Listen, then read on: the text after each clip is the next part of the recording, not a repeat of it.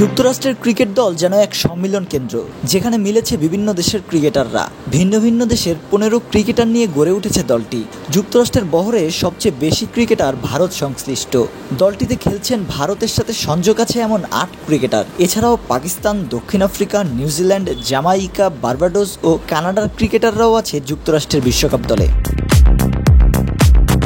যুক্তরাষ্ট্রের অধিনায়ক মোনাক প্যাটেলের জন্ম ভারতের গুজরাটে। 2012 সালে তিনি যুবাদের বিশ্বকাপে ভারতকে প্রতিনিধিত্বও করেছিলেন। যুক্তরাষ্ট্রের আরেক ক্রিকেটার হারমিত সিং আইপিএলের রাজস্থানের হয়ে খেলেছেন। হারমিত জাসদীপ সিং ভারতীয় বংশোদ্ভূত হলেও 3 বছর বয়স থেকে আছেন যুক্তরাষ্ট্রে। 2015 সালে এই দলের হয়েই অভিষেক হয়েছিল তার। মিলিন্দ কুমার আইপিএলে খেলেছেন অনেক বছর। যুক্তরাষ্ট্রের হয়ে তার অভিষেক 2021 সালে। বাঁহাতি স্পিনার নিসর্গ পাটেলও ভারতীয়।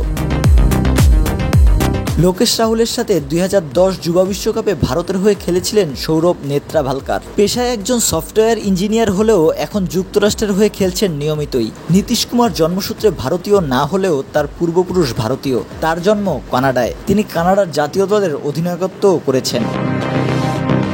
কোরি অ্যান্ডারসন নিউজিল্যান্ডের চেনামুখ। কিউইদের হয়ে খেলেছেন অনেকদিন। এখন তিনি স্থায়ীভাবে যুক্তরাষ্ট্রে বসবাস করছেন। অ্যারন জোন্স এসেছেন বার্বাডোস থেকে। আলী খান ও শায়ান জাহাঙ্গীর পাকিস্তানের।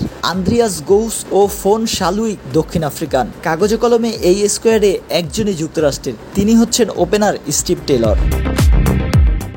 Ilias Ali, news desk, BD press box.